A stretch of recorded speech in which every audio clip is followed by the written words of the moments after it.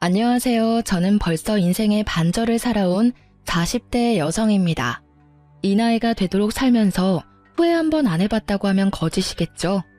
네, 저도 다른 사람들처럼 왜 그랬을까 하고 후회하는 일이 한두 가지 정도 있습니다.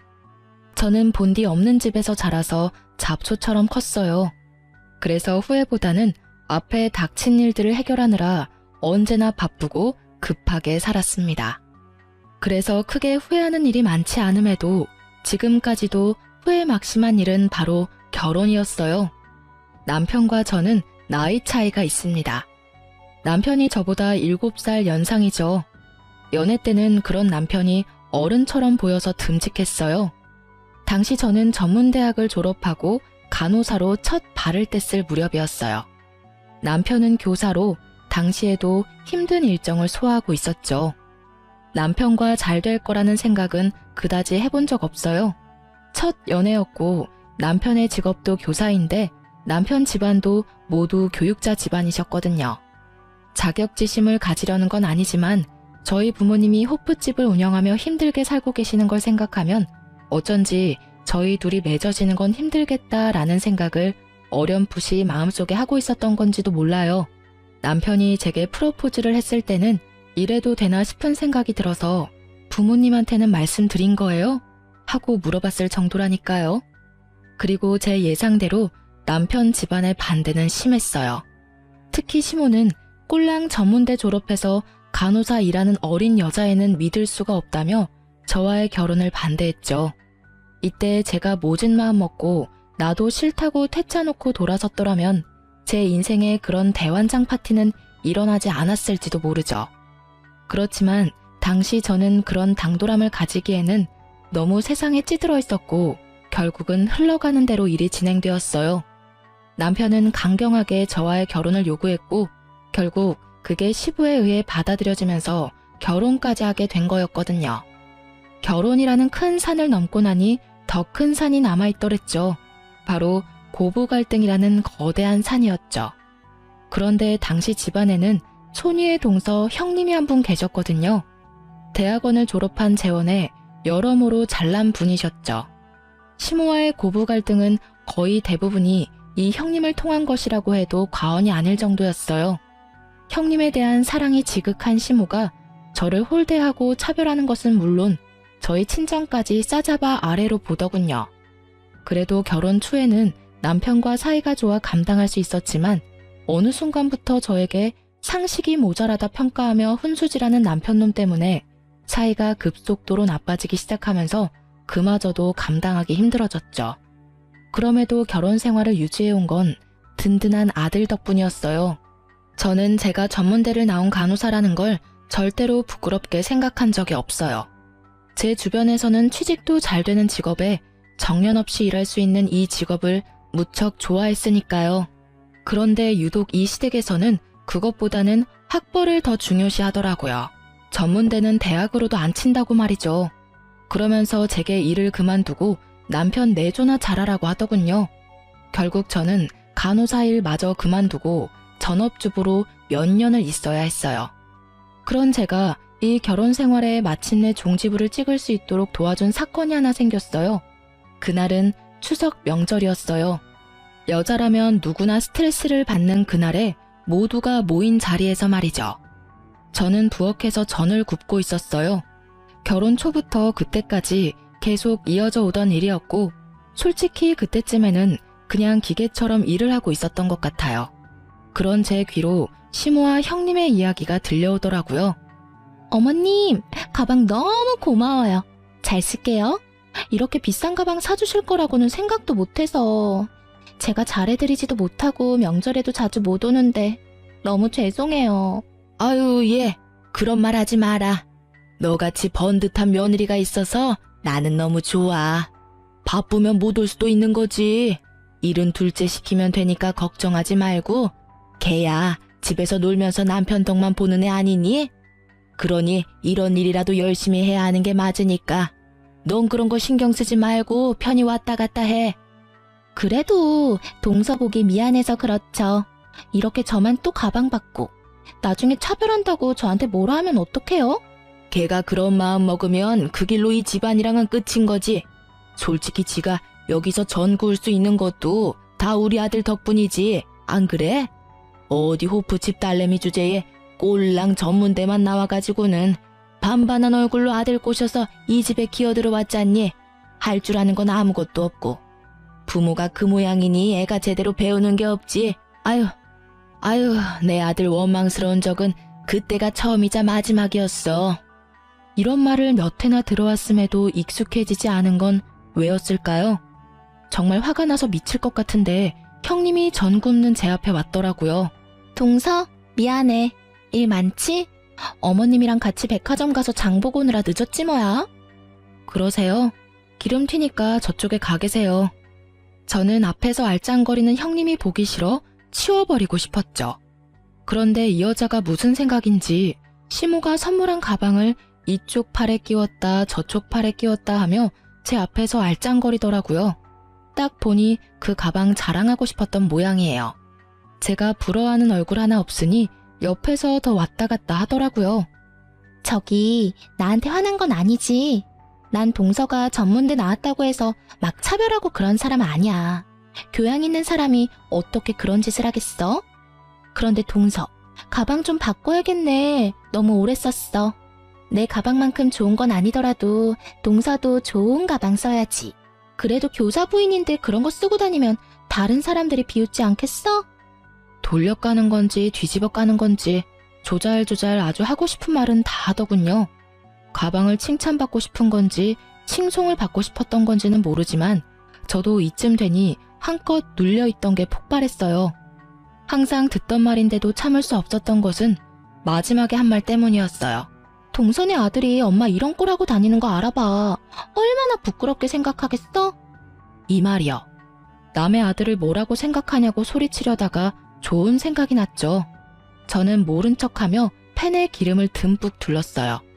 식탁 위에 가스 버너를 올리고 팬을 얹어 전을 굽는 이 집안 특성상 전 구우면서도 상대방과 마주 볼 수 있었거든요. 제 바로 앞에 가방을 들고 서 있는 형님을 향해 커다란 육전을 철벅하고 뒤집었어요. 넉넉한 기름이 큰 면적의 육전과 만나며 순간 기름이 굉장히 절묘하게 형님의 가방을 향해 튀어간 건 제 의도와 딱 맞아 떨어졌죠. 이게 뭐야? 오늘 새로 선물 받은 가방에 기름이... 동서는 이런 단순한 것도 못해서 왜 이런 일을 만들어? 진짜 이걸 어째? 발을 동동 굴리며 귀한 명품 가방 살피는 형님 모습을 보며 저는 최대한 의아한 표정으로 낭창하게 말했죠. 방금 제가 기름 튀니까 저쪽에 가 계시라 했는데 왜 거기 계셨어요? 형님의 큰 소리에 시모와 남편이 무슨 일인가 싶어 부엌까지 달려왔더라고요. 시모는 자신이 사준 가방에 기름이 튄 걸 보더니 노발대발하셨죠. 아니, 이 비싼 가방에 왜 기름을 엎어? 너 자격지심이니? 너한테는 이런 가방 안 사줬다고 이렇게 못되게 구는 거야? 제가 그럴 필요가 뭐 있어요? 항상 하던 거 했고 저는 분명히 형님한테 거기서 그러지 말고 기름 튀니까 저쪽 가 있으라고 했거든요. 그리고 부엌에 누가 가방을 들고 들어와요. 말 안 듣고 제 옆에서 가방 들고 자랑했던 형님한테 왜 거기 있었냐고 묻는 게 상식 아닌가요? 뭐 저야 상식 같은 거 잘 모르잖아요. 기름 범벅에 전 굽느라 고생하는 아랫사람 앞에서 입만 놀리며 가방 자랑만 하는 게 상식이라면 뭐 할 말 없지만요. 뭐? 너 지금 말 다 했니? 어디서 어른한테 따박따박 말댔구야? 이래서 교양 없는 것들은.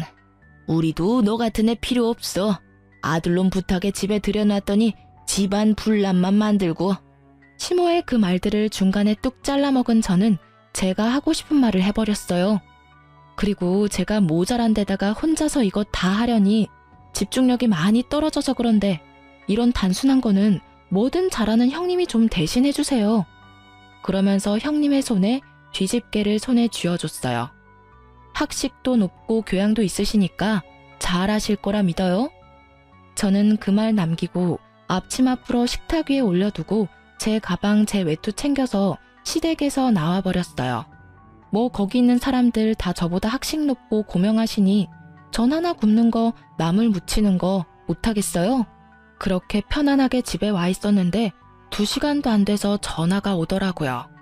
예, 너 이렇게 일을 하다 말고 가는 경우가 어딨니? 네가 하던 일은 마저 해야지. 가방 일은 뭘 안 할 테니 와서 일이나 마저 하거라. 어머님, 형님이 저한테 그런 단순한 것도 못한다고 지적하셨으니까 앞으로 그 집에서 할 수 있는 일이 있나 모르겠어요. 저한테 지적한 형님이 저보다는 더 잘할 테니까 믿고 맡겨주세요. 비싼 가방 선물도 받았는데 전화나 굽는 게 일이겠어요? 그런 거 없이도 죽어라 일만 하다 오는 며느리 별로 귀하지도 않잖아요. 앞으로 댁에 출입 안 할 테니 알아서 하셔요.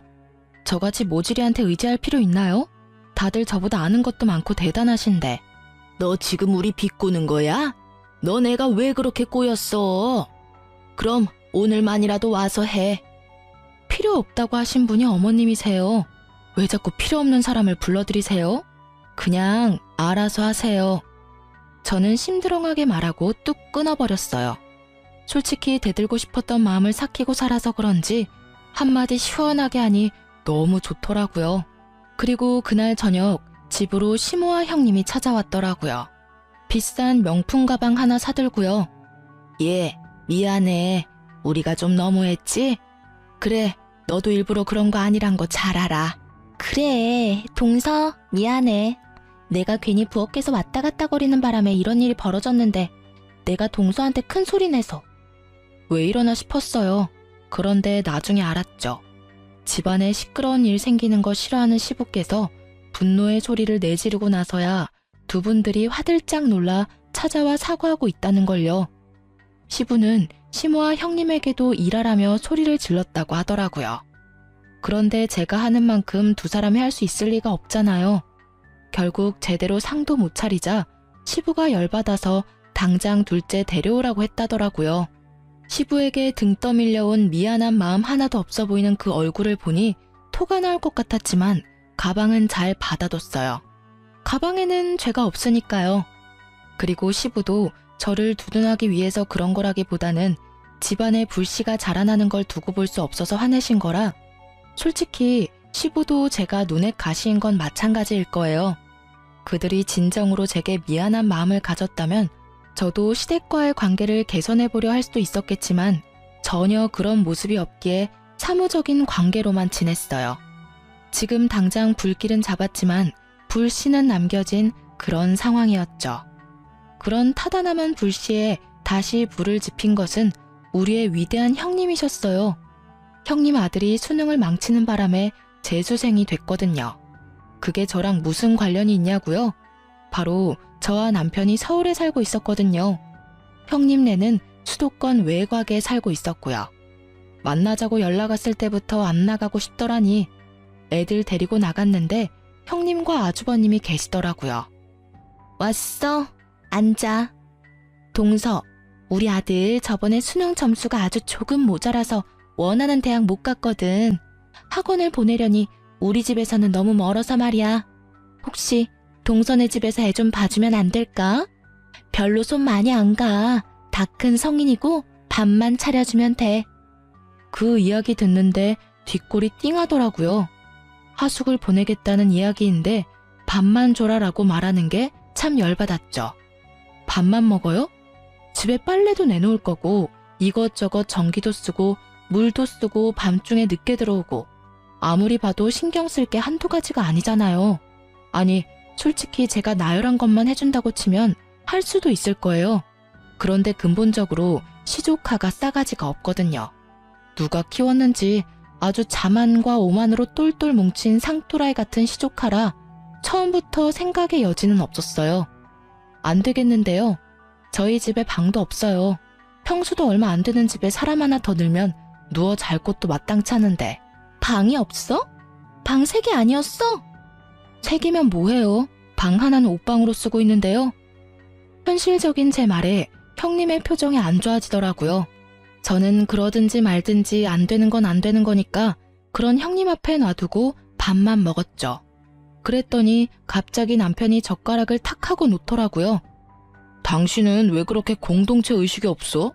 형수가 부탁하는데 그렇게 냉정하게 반응해야 해? 게다가 조카 생각하면 방을 만들어서라도 해줘야 한다는 생각 안 들어? 하여튼 무식하면 감수성도 모자란가 봐. 감수성이 모자란 사람이 누군데 지금 저런 말이나 해대고 있는 건지 정말 저 사람 머릿속에 무슨 생각이 들었는지 궁금하더라고요. 방을 어떻게 만들어? 그럼 당신이 옷방에 있는 옷 다 끌어안고 잘래? 집이 작은 게 내 탓은 아닌데 왜 나한테 뭐라고 하는 건데? 제 말에 남편이 한숨을 푹 쉬더라고요. 그러면서 형님에게 말하더군요. 형수, 미안해요. 이 사람 말 너무 신경 쓰지 마요. 어차피 그 집 제 집인데 제 맘대로 해도 돼요. 조카는 제가 책임지고 잘 돌봐줄 테니까 우리 집에 맡겨봐요. 애 대학이 걸린 일인데 우리가 도와줘야죠. 저는 한마디 하려다가 잠자코 있었어요. 고마워요, 도련님. 밥 많이 먹어요? 내가 뭐 해줄 건 많이 없지만 식사라도 많이 하고 가. 구체적으로 애를 맡으면 어떠한 식으로 살해를 하겠다는 말은 하지도 않고 그냥 사람 좋은 얼굴로 밥이나 먹는 남편을 보며 열이 받았지만 꾹 참았어요. 그렇게 밥을 먹으면서 어떡할까 생각하던 제 머릿속에 얼마 전에 연락 온 친구의 말이 떠올랐어요. 그걸 이용하면 되겠다 싶은 생각으로 남편에게 말했죠. 아 참, 그리고 나 다음 달부터 일하러 가. 옛날에 같이 일했던 친구가 동네 의원의 간호사로 오라더라고. 자리 비었는데 아는 사람이면 좋겠다 싶다고 해서. 조카 오면 자기가 잘 돌봐줘. 우리 애는 내가 챙길게.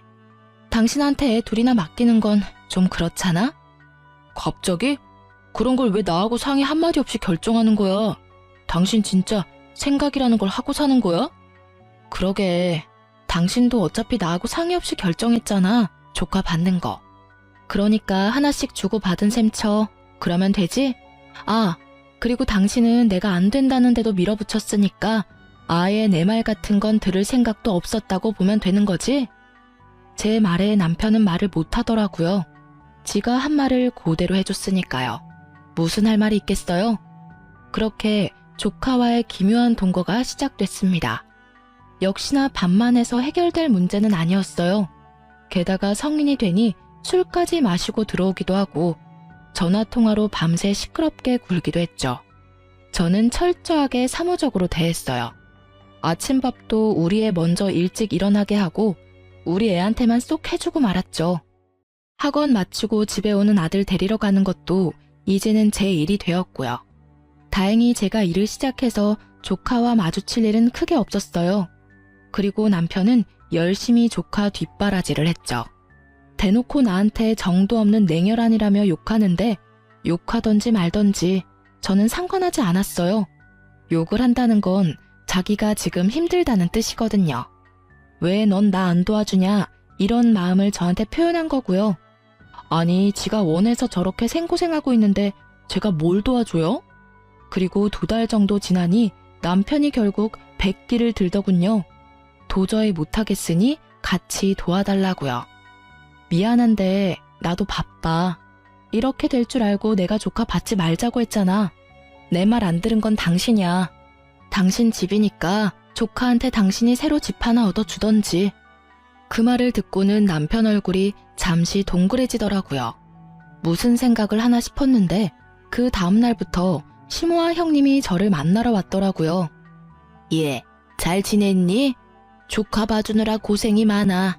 일까지 하느라 힘든데 네 몸은 네가 챙겨야지. 조카가 많이 힘들게 하지? 조카는 남편이 알아서 잘 챙기고 있어요. 그런데 무슨 일로 오셨어요? 다른 건 아니고 동서. 우리 아들 동선의 집에 있으니까 힘들잖아. 여태껏 애 맡겨놓고 우리도 해준 거 없어서 동서 몸보신 좀 시켜주려고 왔지. 나가서 같이 소고기라도 먹자, 응? 왜 이러나 싶었지만 일단 따라갔어요. 그리고 한창 밥 먹고 있으니 남편까지 왔더라고요. 저 사람이 왔으니 본론을 말하겠지 싶었는데 생각지도 못한 주제가 흘러나왔죠. 여보, 당신 앞으로 빌라 하나 있잖아. 그거 혹시 담보대출 받아서 조카 집 전세금으로 지원해주지 않을래? 뜬금없는 그 말에 쉴 새 없이 움직이던 젓가락이 뚝 멈췄어요. 그래 동서, 우리도 그냥 해달라는 거 아니야. 매달 돈도 좀 줄 거고 나중에 대학만 붙으면 나머지 잔금도 다 돌려줄게. 아무리 생각해도 동선의 집에 계속 있는 건 무리잖아. 우리 애도 힘들어 보이고 동선애도 힘들지. 그래, 내가 가만 보니 그냥 놔두는 거보다는 대출 내서 우리 장손 대학 갈 때까지만이라도 도와주거라. 어차피 그 빌라 네 명이라며? 이런 일에 작은 어머니가 돼서 도움 좀 주면 좋잖아. 저번에 너 집에 못 들이겠다고 해서 우리 장손도 마음에 상처 많이 입었으니까 그거 만회한다고 생각하고 해줘, 응? 그래 여보. 솔직히 나도 요새 조카 보랴 일하랴 너무 바쁘거든. 아무래도 조카도 혼자 있는 게 더 편해 보이고. 우리 아들도 이제 곧 입시 준비해야 하는데 당신도 신경 쓰이잖아, 그치? 3억이면 돼. 많이 바라지 않아. 딱 3억만 어떻게 안 될까? 저는 들고 있던 젓가락을 식탁 위에 던지듯 내려놓고 식사를 멈췄어요. 남의 재산에 눈독 들이려 알랑방구 끼는 이 사람들 모습에 밥맛이 뚝 떨어지더라고요. 결국 그들의 아양과 아부를 받으며 저희는 집에 돌아왔어요. 대답이 없는 저를 향해 남편이 재촉하더라고요. 아까 내 말 생각해봤어? 담보대출 3억만 받으면 딱 될 것 같은데. 3억이 누구 집 개 이름이야? 지금 나더러 그 빌라 앞으로 대출을 받으라고? 내 새끼도 아닌 남의 새끼 때문에? 당신 진짜 미쳤어? 그게 어떤 건데 그걸 탐내. 우리 부모님 살고 계신 집이거든? 빌라가 제 앞으로 하나 있기는 했어요. 그치만 그 빌라가 순전히 제 것만은 아니었거든요. 제가 무슨 수로 돈을 모아서 그런 빌라를 가질 수 있겠어요. 부모님들이 피땀 흘려 모은 돈, 그리고 제가 고등학교 시절부터 알바며 간호사 일 해가며 번 돈들이 모두 들어간 건물이었어요. 물론 샀을 때부터 크게 돈은 되지 않은 낡은 집이었지만 최근 그 빌라 앞으로 재개발이 걸려 있었거든요. 어릴 때 제대로 해준 거 없어 미안하다며 부모님이 굳이 제 명의로 해준 것 뿐이고 현재는 부모님이 살고 있는 집이었죠. 아니, 누가 그 집에서 부모님 내쫓자고 했어? 그냥 담보대출만 받으면 되잖아. 어차피 다 낡아서 사줄 사람도 없는 빌라 대출이라도 받아서 좋은 일 하면 당신도 기분 좋잖아. 이 이야기를 들으니 남편은 그게 재개발이 안 될 거라고 철석같이 믿고 있는 것처럼 보였어요. 당신 잘난 머리통에는 그 생각밖에 없어? 난 안 해줄 거야. 아니, 못해. 내가 왜 그걸 해줘야 해? 내 아들 이야기면 나도 어떻게든 해보겠는데 내 자식도 아니고 남의 자식이래. 왜 내가 거기까지 해야 하는데. 당신이야말로 미쳤지. 당신 애한테 그만큼 정성을 쏟아봐. 당신 진짜 이렇게 비협조적으로 굴 거야? 좋아. 당신 이러는 거 나도 이제 못 참아.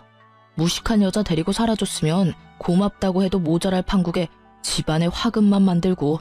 직장일 나간다고? 난 허락 못하니까 직장 다니려면 이혼해. 당신이 어디 나 없이 제대로 살 수 있겠어? 내가 왜 못 살아? 나도 이제 직장 생겼고 충분히 혼자서 살 수 있어. 내가 여태껏 너희 집에서 그 수모 당하면서 왜 살았는데 너 때문에 산 줄 아니? 내 아들 때문에 살아준 거야. 내 아들이 여기 있으니까. 애도 컸으니까 나도 이혼 걱정 안 해. 당신이랑 저 시댁 사람들 얼굴 보느니 이혼하는 게 나도 차라리 맘 편하지. 이혼하자는 남편의 말에 저도 덩달아 좋다고 이혼하자고 말했어요. 남편이 제 말에 도리어 놀라더군요. 그만큼 수동적으로 살아온 제가 이만큼 남편에게 대놓고 이야기하는 건 처음 있는 일이었거든요. 분위기는 냉랭해져 갔고 남편 놈은 저의 이혼하자는 말이 열받았던지 그 다음날 바로 이혼 서류를 들고 왔더라고요. 하자면 누가 못할 줄 알았나 보죠? 저는 서류 작성하고 내친 김에 남편에게 친권과 양육권 이야기까지 꺼냈어요. 이쯤 되니 남편도 당황하더라고요. 당신 진짜 나랑 이혼할 생각이야? 정말로 당신이 혼자서 집 살 수 있을 거라고 생각해? 애도 이제 고등학생이야. 입시 준비하려면 안정적인 환경이 필수라고. 나한테 화나서 이렇게 막 나가는 거면 내가 여기서 이해해 줄 테니까 그만해. 당신 이러는 건 당신은 물론이고 아들한테도 좋지 않아. 당신한테 화나서 이러는 거 아니야. 충분히 생각했고 그보다 더 긴 시간 동안 고민한 일이야. 제 말에 남편은 점점 급한 모양새였어요. 홧김에 꺼낸 이혼 이야기가 진짜가 될 줄은 몰랐나 보더라고요. 저는 남편이 당황하든 말든 이혼을 착착 진행해 나갔어요. 이혼 전문 변호사와 연락까지 하고 나니 남편도 제가 장난치는 게 아니라는 걸 깨닫고는 절 붙잡고 이야기하더라고요. 당신 진짜 이혼할 거야? 아니 왜 갑자기 이야기가 그렇게 되는데 나하고 헤어져서 잘 살 자신 있어? 그리고 아들은? 우리 아들 없이 당신 살 수 있어?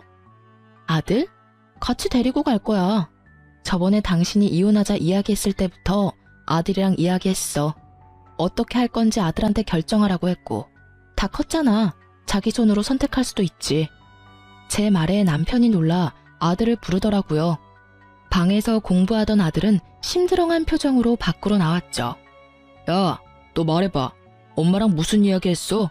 엄마랑 아빠랑 이혼한다는 이야기 들었어? 네, 다 들었어요. 아버지가 이혼하자고 하셨다고 하던데요. 그래서 엄마가 저는 선택할 수 있는 입장이라고 저한테 가장 좋은 쪽으로 선택하라고 하셨어요. 야, 엄마랑 아빠 이혼 안 해. 아니 설사 이혼하더라도 너한테 그런 선택권은 없어. 아빠 곁 말고 네가 있을 곳이 있어? 잘 생각해봐. 너네 엄마 이제 막 직장 들어가서 일해봐야 얼마나 더 하겠냐? 게다가 엄마는 집도 없잖아. 아빠가 무슨 말씀하시는 건지 잘 알겠습니다. 그런데 저는 무조건 엄마 따라갈 거예요. 아들의 말에 남편이 흥분을 감추지 못하고 소리를 질렀어요. 왜 네가 엄마를 따라가? 엄마가 돈이 어디 있어서 너를 키워? 너 대학이라도 제대로 들어가고 번듯한 직업 가지려면 이 아빠가 너한테 훨씬 도움될 텐데.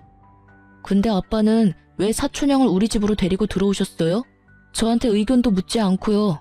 최소한 비슷한 나이 또래 애들끼리 있게 되는 거면 저한테도 물어봤었어야죠. 그리고 아빠가 저한테 뭘 해주실 수 있는데요? 매번 저한테 공부 못한다고 뭐라 하시잖아요. 적어도 엄마는 그런 말 안 해요. 제가 하고 싶은 거 존중해 주신다고요. 아들의 말은 하나같이 남편의 가슴에 대못을 박는 말들 뿐이었어요. 남편도 나이가 들면서 시모처럼 좋은 대학원에 집착했거든요. 남편의 그런 집착에 아들은 더 반항했던 모양이고요. 그런 남편의 화살이 제게로 향했어요. 너, 네가 아들한테 바람 넣었지? 무슨 말을 어떻게 했길래 애가 나한테 저런 말을 할 수가 있어? 안 그래도 애가 너 닮아서 공부 못하는데 돈도 없이 애 학원은 어떻게 보낼 건데? 너 지금 이 집에서 나가면 인생 망하는 거야, 알아? 인생 망하는지 안 망하는지는 당신이 두고 보던가. 어린애가 아닌 이상 본인이 누구 따라갈지는 선택할 권리 충분히 있어. 애도 그거 잘 알고 선택할 거고. 그러니까 당신이나 나중에 후회하면서 질질 짜지 마. 얼마나 못해줬으면 애가 냉큼 엄마 따라간다 그러겠어? 결국 그날 남편은 열받아서 집안을 난장판으로 만들었고 저와 아들은 그런 남편을 피해 다니며 이혼을 진행했죠. 정말 힘든 여정이었어요. 그 와중에 시모가 연락 왔더라고요. 너 우리 아들이랑 이혼한다는 거 정말이니? 제정신이야? 내가 그렇게 반대할 때 그만두지 왜 이제 와서 이혼한다고 난리니? 너 때문에 너희 시아버지 얼마나 화가 나셨는 줄 알아? 집안 단속 제대로 못했다고 화내시는데 어떻게 책임질 거니? 제가 책임은 왜 져요? 어머님이랑 형님이랑 남편 셋이 모여서 가슴에 손을 얹고 생각 한번 해보세요. 제가 왜 이혼을 할까? 이러면 답이 나올 수도 있겠네요. 워낙 학식 좋고 교양 좋은 분들이시니까. 이혼은 할만해서 이혼하는 거니까 제 걱정은 하지 마세요. 그리고 이혼 이야기도 남편이 먼저 꺼낸 거니까 왜 이혼하냐고 묻고 싶으면 아드님한테 물어보세요. 이혼을 하고 나서 저는 드디어 자유의 몸이 되었어요. 이혼 과정에서 힘든 일도 많았지만 이 해방감이 그 응어리를 다 녹여주더라고요. 마지막으로 전 남편 집에 들어가 저는 제 짐을 모조리 쌌어요. 제 물건은 그다지 많지도 않았고 저 사람과 함께 사용한 물건은 가지고 나오고 싶지도 않았거든요. 그렇게 짐을 싸는데 남편이 한껏 삐딱한 얼굴로 묻더라고요. 당신 진짜 나 없이 잘 살 수 있겠어? 서울에 집 한 채나 구할 수 있겠냐고. 집도 없이 그 허름한 장인어른 빌라로 기어 들어가려고? 거기 가면 애가 얼씨구나 좋다 하겠다, 응? 돈 한 푼 없이 이혼하면서 애까지 데리고 나가다니 누가 들으면 욕해. 아들 인생 망친다고. 누가 돈 한 푼 없이 이혼한대? 나 돈 있어. 당신 모르고 있었구나? 나 이제 곧 다세대 건물 한 채 가진 건물주 되는데 거기 월세로 애 키우는 거야 쉽지. 좋은 학원, 좋은 환경 내가 다 해줄 건데? 뭐? 네가 무슨 건물 있어. 이혼할 때는 그런 거 없었잖아. 당신이 말하던 그 허름한 장인어른 빌라 거기 재개발 비용이 나왔거든. 한다 만다 말도 많고 질질 끌기도 오래 끌었는데 결국은 재개발 된다더라. 그리고 근처에 있던 아버지 호프집 있지? 당신이 매번 크기만 하고 조잡하고 정신사납다던 그 호프집. 거기도 재개발 구역에 들어갔어. 거기는 도로로 바뀌는 모양이라 보상금도 많이 나오네. 그 돈 다 합쳐서 건물 한 채 샀어. 제 말에 남편이 놀란 얼굴을 감추지 못하더라고요. 저는 끝까지 숨겼거든요. 재개발이 확정됐고 그게 임박했다는 사실마저도요. 미리 알려주면 이혼 안 해줄 거 뻔히 아니까 말 안 했죠. 왜 그걸 숨겼어? 너 진짜 영악하다. 그거 믿고 이혼하자니까 좋다고 한 거야? 말해봐. 이제 돈 좀 생기니까 나 같은 건 이제 아무 상관 없었어? 상관 없어진 건 꽤 오래됐지. 근데 당신이 날 언제부터 그렇게 생각해줬다고 생색이야? 솔직히 결혼하고 해가 지날 때마다 당신 어머님이랑 똑같이 나 무시했거든? 봐, 생각 없다, 무식하면 감수성도 모자라냐, 네가 나 없이 혼자 살 수 있냐. 다 무시하는 말뿐이지. 당신이 왜 날 무시했는지 지금도 모르겠어. 내가 전문대졸이라서? 아니면 집에 돈이 없어서? 아니면 애 낳고 더 이상 예쁘지도 않아서? 어떤 이유든 당신이 날 무시한 건 틀림없는 사실이잖아. 다 없는데 돈이라도 생기니까 잡고 싶니? 그거야말로 당신 이기심 아냐? 내가 언제 그랬다고. 나는 당신 무시한 적 없어. 그냥 살다 보면 그런 말들 가끔씩 할 수 있는 거고. 솔직히 난 기억도 잘 안 나는데 억울하다고. 당신 매번 나한테 상식도 없는 여자 운운했었지? 근데 상식 없어도 이 정도로 돈 있으면 살만 나지 않겠어? 무려 건물주인데 월세만도 얼마야? 설마 당신 그거 가지고 아들한테 바람 넣었어? 엄마 건물주 된다고? 그것만 가지고 넘어왔겠어? 나는 대신 아들한테 하고 싶은 거 하게 해준다고 했을 뿐이야. 자기 꿈을 펼칠 생각에 너무 즐거워하더라. 당신이 바라는 교사 아들 너무 싫대. 그래서 내가 아들이 진짜로 바라는 걸 주기로 한 거지. 언제나 무시하던 아들이랑 마누라한테 버림받은 기분이 어때? 남편 얼굴 보는데 너무 고소하더라고요. 어찌나 통쾌하던지. 그 일그러진 표정을 사진으로 찍어두고 싶을 만큼요. 그렇게 저는 짐을 다 싸서 아들과 나왔어요. 제가 집 나올 때 시모가 저한테 찾아와서 쌍욕을 다 하고 난리도 아니었어요. 그 점잖고 교양 있으시던 분이 말이죠. 제가 건물주가 됐다는 말 한마디에 아주 눈에 불을 켜고 찾아왔더라니까요. 너희 못된 년, 네가 감히 우리 아들을 가지고 놀았어? 이래서 사람 함부로 집에 들이는 거 아니라고 했는데. 그래, 우리도 너 같은 년 필요 없어. 가족들 힘들 때 도움 줄 생각도 하지 않고 자기 실속만 차리는 너 같은 건 우리 집안에도 필요 없는 사람이야. 그리고 네 아들도 마찬가지야. 공부도 못하는 핏줄 우리 집안에는 필요 없는 짐덩어리야. 나가봐. 너희들이 잘 살 수 있을 것 같지? 너네 여태껏 잘 산 거 다 우리 아들 덕분이야. 저한테 막말을 퍼붓는 게 아니라 제 아들에게까지 그런 말을 퍼부으니 저도 가만히 있지 못하겠더라고요. 공부. 그 집안 사람이 뭐가 그렇게 잘나서 다른 사람 욕해가면서 자기들 잘난 거 광고하고 다니세요? 누가 보면 그거 욕해요. 매번 교양 찾는 분이 그거야말로 교양 없는 짓이란 거 모르고 계세요? 그리고 그 집안에 필요 없는 짐덩어리는 우리 아들이 아니라 그 집 장손이겠죠. 그렇게 애지중지 오냐오냐 감싸두는데 아시잖아요. 저는 우리 아들 그렇게 안 키워요. 하고 싶은 거 하도록 키울 거예요. 그리고 이제부터 저희는 남남이니까 그런 말 삼가주세요. 결국 그렇게 이야기 마치고 저희는 새 집으로 돌아왔어요. 아들에게는 쉬엄쉬엄 공부하라고 했어요. 엄마 아빠의 이혼으로 아이 공부가 제대로 안 된 것 같아 미안한 마음뿐이었죠. 하지만 아들은 도리어 저를 위로해 주더라고요. 할머니한테 그런 소리 들은 거 마음 아프지 않냐고요. 저는 아들에게 그런 소리 전혀 마음에 담아두지 않는다고, 그러니까 너도 그런 소리 담아두지 말라고 당부했어요. 자신의 존재를 친할머니에게 부정당한 아들에게 더 이상 상처 주기 싫었거든요. 그런데 그 일이 있은 후부터 아들이 공부를 진지하게 생각하더라고요. 그리고 수능이 끝나고 저희 아들은 서울에서도 유명한 공대에 들어갔어요. 정말 너무나 기뻤어요. 그리고 이 기쁨을 다른 사람들과도 누리고 싶었어요. 아들을 폄하한 시모와 전 남편에게요. 어떻게 연락을 할까 고민 중이었는데 전 남편에게서 연락이 먼저 왔더라고요. 아들 수능은 잘 쳤어. 수능 끝난 지 좀 됐는데 좋은 소식 아닐까봐 연락을 못했네. 아들은 좀 괜찮아? 아들이 무조건 수능을 망쳤을 거라 생각하는 전 남편의 목소리에 저는 웃으며 말해줬어요. 괜찮아. 그래도 자기가 원하는 데 들어갔으니 된 일이지. 중요한 건 만나서 이야기해. 애만 보낼까? 아니야, 당신도 와. 어차피 당신이 애 엄마고 서로 재혼도 안 했는데 편하게 봐. 저는 좋은 구경하겠다 싶어 아들과 함께 오랜만에 전 시댁 식구들과 만나기로 했어요. 그래, 어서 와라. 너 수능은 잘 쳤냐? 아들 보자마자 그렇게 묻는 남편을 보니 웃음밖에 안 나오더라고요. 벌써 그런 걸 물어봐요. 조카는 수능 잘 봤어요?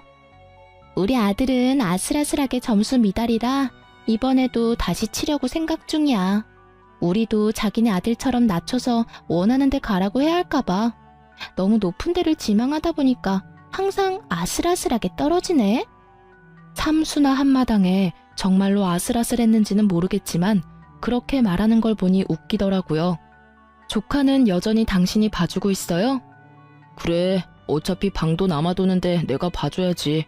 우리 집안 장손일인데. 그리고 조금만 더 하면 될 것 같으니까. 여전히 사서 고생하고 있는 전 남편을 보니 웃기지도 않았어요. 그래서 너는 어디 붙었어? 지방대는 아니지? 네, 서울에 있는 대학 붙었어요. 공대요. 공대? 너 그쪽으로 관심 있었어? 무슨 공대 들어갔는데? 서울에서 제일 유명한 공대 들어갔어요. 원래 목표는 대전에 있는 공대인데 아무래도 거긴 중간부터 들어가기에는 너무 힘들더라고요. 그래서 차선으로 봐뒀던 곳으로 들어갔죠. 아들 말에 시댁 식구들 얼굴이 굳어가는 걸 보고 어찌나 즐겁던지요. 니들이 그렇게 무시하던 내 아들이 이 정도로 대단하다는 걸 보여주고 나니 정말 묵은 채증이 다 내려가는 것 같더라고요. 그러니까요. 원하던 곳에 못 들어가서 얼마나 속상해하는지. 거기도 좋은 곳이라고 이야기하긴 했는데 제 나름대로는 열심히 해서 그런지 아쉬움이 많더라고요. 네가 진짜 거길 들어갔어? 정말로? 못 믿는 것도 당연하죠. 저는 아들 수능 점수표를 가지고 와서 보여줬어요.